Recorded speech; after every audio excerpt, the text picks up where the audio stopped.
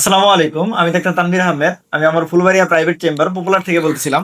তো আমাদের একজন চাচা আসছিল, আপনাদের হয়তো অনেকে দেখছেন, আমি ভিডিও তো দিয়ে দেখাইছিলাম। তো ওই চাচার হঠাৎ করে একটা হলো ব্লিস্টারিং একটা লেশন আসছিল, এইদিকে মাথার দিকে ছিল না, যেটাকে আমরা বলছিলাম যে হারপিক জস্টার অপথলমিকাস আর কি। চাচা, এই যে এইখানে আপনার ফুসুরি ছিল না হুম, মাথার মধ্যে, যখন আসছিলেন তখন কেমন ছিলেন, কিরকম ব্যথা ছিল, কিরকম ফুসুরিটা ছিল? একটু ব্যথা আছে সাংঘাতিক। হ্যাঁ, সাংঘাতিক ব্যথা। এখন ব্যথা কেমন?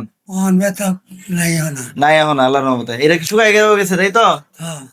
যাক, আলহামদুলিল্লাহ, অনেক খুশি হয়েছি। হ্যাঁ, তো এটাই বললাম আর কি, যে উনি যখন আসছিল আমাদের কাছে, তো ওনার আসলে এখানে একটা পেইনফুল একটা ব্লিস্টারিং লেশন ছিল, ঠিক আছে? এবং এটা খুবই সিভিয়ার ছিল, এত বেশি তীব্র ছিল, মানে ব্যথাটা কিরম তীব্র ছিল?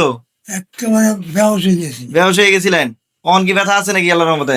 ব্যথা নাই। ব্যথা নাই আল্লাহর রহমতে। আমরা শুধুমাত্র ওনাকে হলো কি, মানে সঠিকভাবে ডায়াগনোসিস করে ওনাকে হলো কোনো ধরনের অ্যান্টিবায়োটিক দিছিলাম? কোনো অ্যান্টিবায়োটিক কিছু দিছি না, না। শুধুমাত্র ওনাকে আমি হলো কি জাস্ট অ্যান্টিভাইরাল এবং মানে ভাইরাল এবং যে বাকি যেটা আমাদের সিমটোমেটিক ট্রিটমেন্ট আছে বাকি তো দিয়েছিলাম।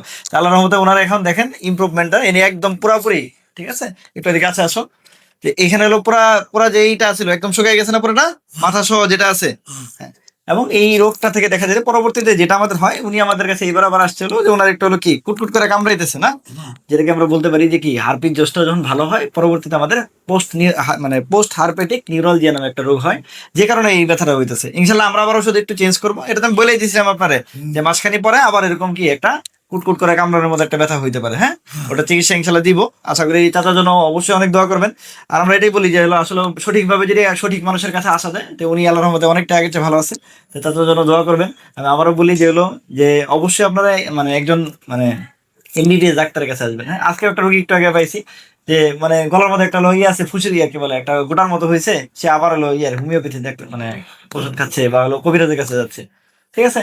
তো এটা খুব কষ্ট লাগে আর কি। তো আল্লাহর রহমতে হলো ডাক্তারের কাছে আসবেন তো নাকি? আল্লাহ। হ্যাঁ, না এটা ঘুরলে কিরকম হইতো, কষ্ট হইতো? ঘুরলে কষ্ট হইতো। কষ্ট হইতো না অনেক?